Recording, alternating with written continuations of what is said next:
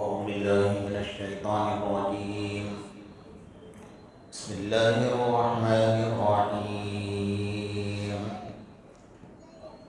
يرسل عليكما شواظ من نار ونحاس فلا تنتصران فبأي آلاء ربكما تكذبان فإذا انشقت السماء فكانت وردة كالدهان فبأي آلاء ربكما تكذبان فيومئذ لا يسأل عن ذنبه إنس ولا جان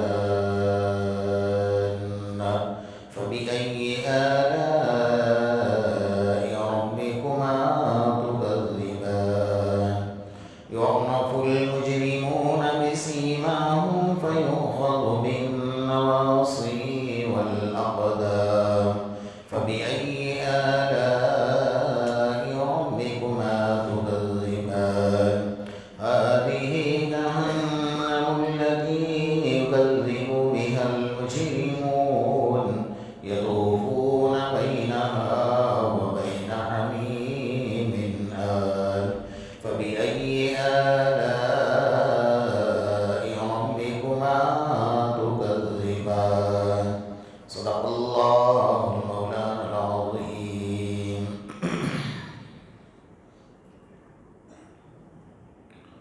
ابھی تک آپ حضرات کے سامنے سورہ رحمان کی 35ویں نمبر کی آیت پر گفتگو چل رہی تھی. اللہ تبارک و تعالیٰ نے انسان اور جناتوں کو خطاب کیا ہے،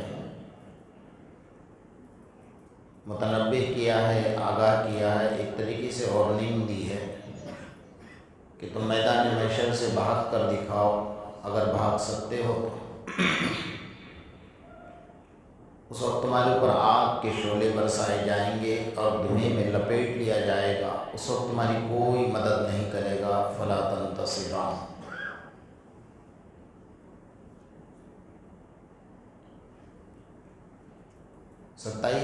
سینتیسویں نمبر کی آیت ہے فَإِذَا انشَقَّتِ السَّمَاءُ فَكَانَتْ وَرْدَةً كَالدِّهَانِ، کہ جب آسمان پھٹ جائے گا اور بالکل سرخ یعنی لال ہو جائے گا. تو یہ بھی اللہ کے غضب اور غصے کی علامت ہے کہ اللہ تبارک و تعالیٰ جب غضب اور غصے میں آ جائیں گے تو آسمان پھٹ جائے گا، ٹکڑے ٹکڑے ہو جائے گا اور آسمان کے فرشتے زمین پر آئیں گے اور زمین کے سروں پر کھڑے ہوں گے. تو یہ اللہ کے غضب اور اللہ کے جلال اور اللہ کے غصے کی نشانی ہے. کسی چیز کا لال ہو جانا یہ اس کے غصے کی طرف اشارہ ہوتا ہے. تو اللہ فرمانے کہ جب آسمان پھٹ جائے گا اور وہ لال اور سرخ ہو جائے گا فَبِأَيِّ آلَاءِ رَبِّكُمَا تُكَذِّبَانِ فَيَوْمَئِذٍ لَا يُسْأَلُ عَنْ ذَنبِهِ إِنسٌ وَلَا جَانٌ. اس دن یہ نہیں پوچھا جائے گا کہ تم نے یہ گناہ کیوں کیا ہے انسانوں اور جناتوں سے. ان سے یہ نہیں پوچھا جائے کہ تم نے گناہ کیا ہے کیا نہیں کیا ہے، بلکہ یہ پوچھا جائے گا کہ کیوں کیا ہے، بس اس کی وجہ بتاؤ. تو یہ بھی اللہ کے غصے کی علامت ہے کہ اللہ تبارک و تعالیٰ پوچھیں گے، کیونکہ لوح محفوظ میں پہلے سے تیار ہے لکھا ہوا، اس لیے اللہ کو پوچھنے کی ضرورت ہے. حضرت قتادہ رضی اللہ تعالیٰ نے اس کے تفصیل میں لکھ رہے ہیں کہ یہ دوسرا مرحلہ ہوگا. پہلے مرحلے میں اللہ تعالیٰ بندوں سے پوچھ فرچ کریں گے اور یہ دوسرا مرحلہ ہوگا جب ان کو جہنم میں ڈھکیل دیا جائے گا، جہنم میں داخل کیا جائے گا. اس وقت اللہ نہیں پوچھے گا کیونکہ اللہ کے پاس لوح محفوظ میں لکھا ہوا ہے. انسانوں کے جسم کے اعضاء اس کی گواہی دے رہے ہیں لوح محفوظ میں ہمارا نام اعمال جمع ہے، فرشتے گواہی دے رہے ہیں، زمین گواہی دے رہی ہے، تو اب اس سے بڑھ کر اور کیا چاہیے پوچھنے کے لیے؟ ساری چیزیں تو گواہی ہیں اس کے لیے۔ ہاں، بندہ قسمیں کھائے گا، جھوٹ بولے گا، جیسے دنیا کے اندر جھوٹ بولتا ہے اور قسمیں کھاتا ہے، اس طرح اللہ کے سامنے بھی کہے گا وَكَانَ الْإِنسَانُ أَكْثَرَ شَيْءٍ جَدَلًا۔ اللہ کا قرآن کہہ رہا ہے کہ انسان اللہ کے سامنے بھی جھگڑا کرے گا۔ اللہ بتائیں گے یہ کیا گانا میں نے تو نہیں کیا، اللہ کہیں گے یہ بھی تو کیا گانا میں نے تو نہیں کیا ہے، جیسا دنیا میں کرتا ہے نا، جب پھر پڑتی ہے نا اوپر سے برابر کی، پھر قبول کرتا ہے کہ ہاں میں نے کیا تھا۔ پہلے کیوں نہیں بولا؟ کہا کہ پہلے نہیں بولتا ہے، اس لیے کہ انتظار کر رہا تھا کہ میرا جھوٹ کب تک چلتا ہے۔ اللہ کے پاس جھوٹ نہیں چلے گا، اس لیے الیوم نختم علی افواہہم وتکلمنا ایدیہم وتشہد ارجلہم بما کانوا یکسبون۔ اللہ کو کسی کے گواہی کی ضرورت نہیں ہے، انسان کو سمجھانے کے لیے کہ اس کے ذہن میں یہ بات نہ بیٹھے کہ اللہ میرے ساتھ ظلم کر رہا ہے، نعوذ باللہ من ذالک، کہ اللہ میرے اوپر زیادتی کر رہا ہے، اس لیے اللہ نے گواہ بھی بنائے، زمین کو گواہ بنایا، فرشتوں کو گواہ بنایا، اعضاء کو گواہ بنایا، نام اعمال کو گواہ بنایا۔ اس سے بڑھ کر اور کیا چاہیے انسان کو؟ اس لیے اللہ ہی نے، یہ سب گواہ ہمارے پاس موجود۔ اب تو جھوٹ بول، قسم کھا، جو کرنا ہے کر لے، اب تیری کچھ چلنے والی نہیں ہے، اس لیے کہ ہم نے دنیا میں سمجھانے کے لیے بہت طریقے اپنائے تھے۔ سب سے پہلے انبیاء کرام کا سلسلہ جاری کیا، نبیوں کی باتوں کو تم نے نہیں مانا، نبی دنیا سے چلے گئے، اب نبی کے ماننے والے آئے، ان کے باتوں کو نہیں مانا، ان کے ماننے والوں کے ماننے والے آ گئے، ان کے باتوں کو نہیں مانا، ان کی تابع داری کرنے والے آئے، ان کی باتوں کو نہیں مانا۔ بھئی صحابہ آئے، صحابہ کرام کے بعد تابعی آئے، تابعی کے بعد تبع تابعین آئے، تبع تابعین کے بعد اللہ والوں کا سلسلہ جاری رہا، قطبوں کا، ابدالوں کا، ولیوں کا، اور آج بھی سمجھانے والے لوگ تمہارے گھر تک آتے ہیں، تمہیں سمجھاتے ہیں، لیکن تم سمجھنے کے لیے تیار نہیں ہو، اس لیے آج کوئی بات تمہاری سنی نہیں جائے گی۔ جیسا کوئی انسان جب آپ کو بہت سمجھا کر تھک جاتا ہے نا، اور جیسا باپ ہے یا خاندان والے ہیں یا رشتہ دار ہیں، جب سمجھا کر تھک جاتے ہیں تو آخر میں کیا کہتے ہیں؟ بھائی اب بس کرنا، میرا دماغ خراب مت کر، سب کچھ میں نے دیکھ لیا، میں نے سب کچھ سن لیا ہے، اب تیری کوئی سنوائی ہونے والی نہیں ہے، اب جو ہے وہ سزا کا وقت ہے، اب تو جو ہے تو نے جو جرم کیا ہے اس جرم کی سزا تجھے ملنی ہے اور مل کر رہے گی۔ تو اللہ فرماتے فَيَوْمَ لَا يُسْأَلُ عَنْ ذَنبِهِ إِنسٌ وَلَا جَانٌ، قیامت میں انسانوں سے اور جناتوں سے اللہ یہ نہیں پوچھے گا کہ بھئی گناہ کیا ہے کہ نہیں کیا ہے، اللہ یہ پوچھے گا کیوں کیا ہے بتا، بس اس کے علاوہ کوئی وجہ نہیں ہے تیرے سامنے۔ اب وہاں کتنے بھی تم پیش کرو کہ اللہ مجبوری تھی، تو اللہ نے کہا مجبوری تھی تو میں نے توبہ کے دروازے کھلے رکھے تھے، اگر کر بھی لیا تھا چلو ہو بھی گیا گناہ، غلطی ہو گئی، انسان سے غلطی ہوتی ہے، تو میں نے تو تیرے مرنے سے پہلے توبہ کے دروازے رکھے تھے نا، تو نے توبہ کیوں نہیں کی؟ توبہ کرنے میں کس نے روکا تھا بھائی تجھے؟ چلو نماز پڑھنے کے لیے شیطان نے روکا تھا اور کچھ کام کرنے کے لیے نہیں کیا، لیکن جب گناہ کیا اور تجھے پتا تھا کہ میں نے یہ غلط کیا ہے، میں نے گناہ کیا ہے، میں نے اللہ کو ناراض کیا ہے، تو میرے توبہ کے دروازے تو کھلے تھے نا، تو 2 رکعت نماز پڑھ کر کم سے کم بہانے کے لیے تو توبہ کرتا کہ اللہ میں نے توبہ کی تھی، تو تیرے پاس ایک بہانہ تو ہوتا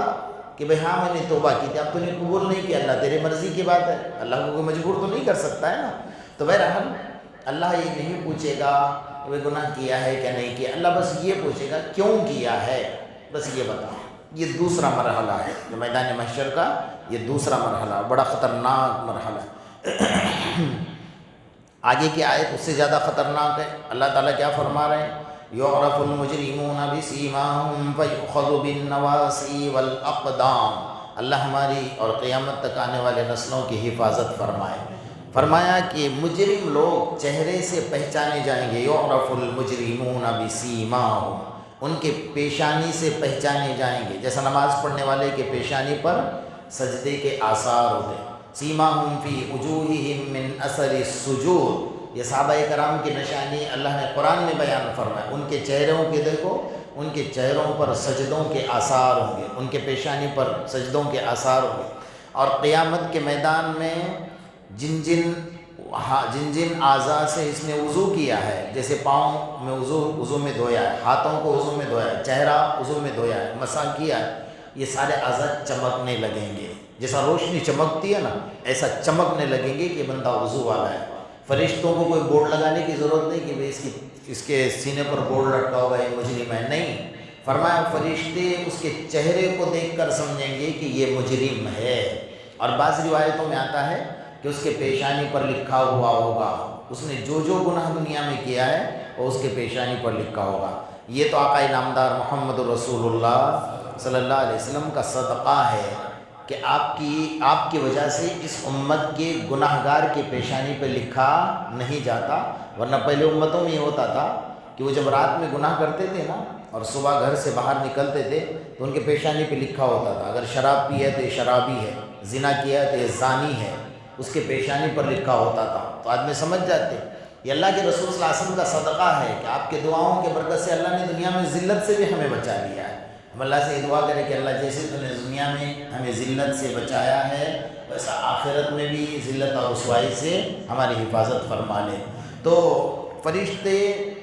فرشتوں کو بولنے کی ضرورت نہیں ہے، وہ چہرہ دیکھیں گے، ورنہ اس کے چہرے پر رنج ہوگا، اس کے چہرے پر غم ہوگا، اس کا چہرہ بالکل پھیکا پڑا ہوگا اور اس کے پیشانی پر لکھا ہوگا کہ یہ فلاں مرد ہے، اس نے یہ گناہ کیا ہے۔ تو فرشتے فوراً اس کا چہرہ دے کر پکڑیں گے، فرمایا یعرف المجرمون، مجرموں کو پہچان بسیماہم، ان کے چہرے کو دیکھ کر پہچانیں گے، فیؤخذ بالنواصی والاقدام، پکڑیں گے ان کے نواسی، ناسیہ کی جمع ہوتی ہے، نواسی یعنی پیشانی کے بال، اقدام کے معنی پاؤں کیا آتے ہیں، یعنی دو طریقے ہیں، ایک تو پیشانی کے بال کو پکڑ کر گھسیٹیں گے اور ایک طریقہ ہے کہ پیشانی کے بال کو پکڑ کر پاؤں سے باندھ دیں گے اور جیسا ایک ویل ہوتا ہے گاڑی کا ایسا گھسیٹتے ہوئے جہنم کی طرف لے جائیں گے۔ یہ قرآن کہہ رہا ہے، کوئی حدیث کی بات نہیں، اللہ والوں کی بات نہیں ہے، کہ مجرموں کی پہچان ہو کہ ان کے چہرے پر پتہ چلے گا۔ اس لیے اللہ والوں نے کہا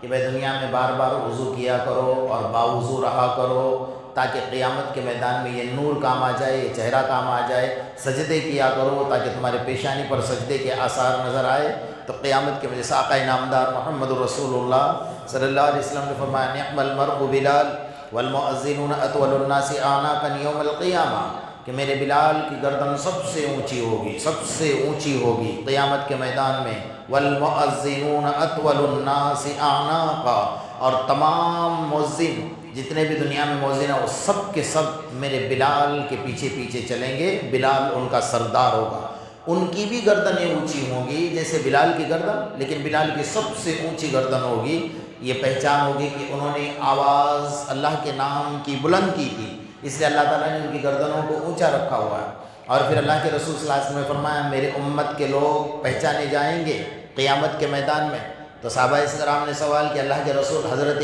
آدم سے لے کر حضرت عیسیٰ علیہ السلام تک کروڑوں اربوں کھربوں لوگ آئے اور آپ کی امت کیسے پہچانی جائے گی؟ تو اللہ کے رسول صلی اللہ علیہ وسلم نے فرمایا جیسے کالے گھوڑے ہیں اور کالے گھوڑے کے اندر سفید گھوڑے پہچانے جاتے ہیں، ویسا میرے امت کے لوگ بھی پہچانے جائیں گے کہ میرے امت کے لوگ، میرے امت کی شان ہی کچھ الگ ہوگی، میرے امت کا شان اور امتیاز ہی کچھ الگ ہوگا۔ یعرف المجرمون، گناہ گار اپنے چہرے سے پہچانے جائیں۔ اتنا خطرناک منظر ہوگا، کہنے کے لیے بہت آسان ہے، اس کو سمجھنا ہوگا کہ اتنا میدان بھرا ہوا ہے۔ حضرت آدم علیہ بھائی دنیا کے اندر اگر کوئی مجرم پکڑا جاتا ہے اور پولیس والے اس کو روڈ پر لے کر ذلیل کرتے ہیں، مارتے ہیں، تو کتنی ذلت ہوتی ہے۔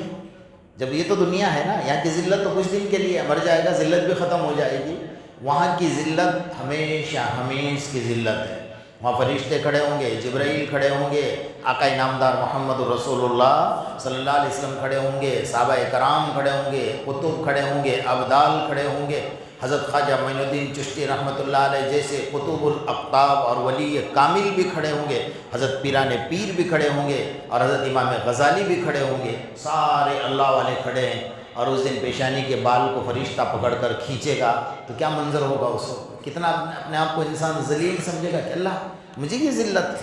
میری یہ ذلت اس میدان میں۔ ہمارے آقا کو سب سے بڑی تکلیف ہوگی، اس لیے اگر یہ چاہتے ہیں کہ آقا نامدار محمد رسول اللہ صلی اللہ علیہ وسلم کو تکلیف نہ ہو تو دنیا میں اللہ کی فرما برداری کرو، نافرمانی سے باز آ جاؤ۔ اس کے لیے ایک ہی راستہ ہے۔ ایک اللہ والے تھے، دیکھیے اللہ والوں کا ذہن کیا چلتا ہے۔ ایک اللہ والے تھے، وہ راستے سے جا رہے تھے، مکہ جا رہے تھے سفر میں، وہاں ایک جھولی لٹکی ہوئی، اس جھولی کے اندر ان کا سامان سفر تھا، تو آنکھوں سے نابینا تھے۔ سامنے سے ایک شخص آیا اور اس نے تھیلی کو لوٹ لیا، لوٹ کر بھاگا، آگے چلا گیا، گر گیا، منہ میں سے خون نکلا اور اس کی آنکھیں بھی چلی گئی۔ اب لوگ دوڑے کہ شاید اس بزرگ کی، وہ لگتا ہے کہ یہ بڑا بزرگ ہے، اس کی تھیلی لوٹی ہے، اس کے لیے اس کو سزا مل گئی ہے، یہ گر گیا۔ لوگ دوڑے، کہا بھی چلیے اس بیچارے کا بھی کام ہو جائے، غلطی تو کی ہے اس نے، ان کی تھیلی واپس دی اور اس بزرگ کو کہا کہ اللہ والے ہم معافی مانگتے ہیں، اس نے غلطی کی ہے اور اس کی غلطی کی سزا اس کو اللہ نے دے دی ہے، یہ گر بھی گیا، منہ سے خون بھی نکلا اور سب سے بڑی چیز کس کی آنکھیں چلی گئی، تو آپ اس کو معاف کر دو۔ تو اس اللہ والے نے بہت اچھی بات فرمائی، میں نے تو اسی وقت معاف کر دیا اس کو، اب سزا اللہ نے دی، میں کیا کر سکتا ہوں؟ فرمایا وہ کیسے معاف کر دیا؟ کہا میں نے اس لیے معاف کیا کہ میں نے حدیث پڑھی ہے کہ قیامت کے میدان میں اللہ کے رسول صلی اللہ علیہ وسلم میزان عدل کے پاس کھڑے رہیں گے اور وہاں پر ہر ایک کا حساب کتاب ہوگا، اور جب تک میرا نمبر نہیں آئے گا کہ بھئی اس نے میری تھیلی چرائی ہے اور لے گیا ہے، تو میرا نمبر کب آئے گا مجھے پتہ نہیں ہے، تو میری وجہ سے اللہ کے رسول صلی اللہ علیہ وسلم کو وہاں انتظار کرنا پڑے گا، تو میں نہیں چاہتا کہ اللہ کے رسول کو انتظار کرنا پڑے، اس لیے میں نے معاف کر دیا۔ اللہ کیسی سوچ ہے، ایسی سوچ اللہ ہماری بھی نصیب فرمائے۔ تو میں نہیں چاہتا کہ میری وجہ سے اللہ کے رسول کو انتظار کرنا پڑے، اس لیے میں نے اسی وقت اس کو معاف کر دیا۔ تو مجرم لوگ اپنے چہرے سے پہچانے جائیں گے قیامت کے میدان میں، سجدہ نہ کرنے والے، شراب پینے والے، زنا کرنے والے، فرمایا جو لوگوں کو زنا کرنے کی عادت ہے، فرمایا ان کے پیشانی پر شرمگاہ لگی ہوگی، کتنا بدترین منظر ہوگا، آپ سوچ سکتے ہیں نا کیسا عجیب لگتا ہوگا، اس سے خون اور پیپ ٹپکتا ہوگا، سارے لوگ دیکھتے ہوں گے او لمبی لائن کھڑی ہے، یہ ہے مجرم، یہ ہے مجرم۔ عجیب، اللہ پاک میدان محشر کی ذلت اور رسوائی سے ہماری حفاظت فرمائے اور اللہ کے سامنے ایسے حالت میں کھڑے ہونے سے ہماری حفاظت فرمائے۔ یعرف المجرمون بسیماہم فیؤخذ بالنواصی والاقدام، ہر ایک کی سزا الگ الگ، جیسے جیسے گناہ ویسے ویسے سزا اللہ تعالیٰ نے متعین فرمائی ہوئی ہے، جیسے گناہ کرو گے اس کی سزا، اس کی شکل بدل کر وہاں پر قیامت کے میدان میں آپ کو دی جائے گی۔ اللہ پاک ہر گناہ سے ہماری حفاظت فرمائے اور اللہ تبارک و تعالیٰ اپنے عذاب سے بھی ہماری حفاظت فرمائے۔